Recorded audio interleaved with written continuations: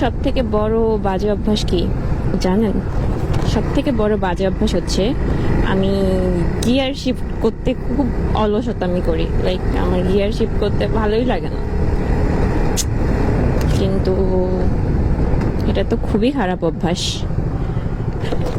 এই দেখো, আমি গিয়ার শিফট করা করি, আমি এই স্পিড ব্রেকারে আসলে আমি যত থাকে তত দিয়ে স্পিড ব্রেকার ক্রস করার ট্রাই করি। আবার গিয়ার কমায় যে গাড়ি রানিং করব সেটা আবার করি না। অত বাজে অভ্যাস আমার। এটা ট্রাই করতে ঠিক করতে চাই, বাট কি করব, হাম তো লেজি গার্ল হ্যাঁ, লেজি গার্ল। সব অলসতা আমি গিয়ারে যে আটকায় যায় আমার।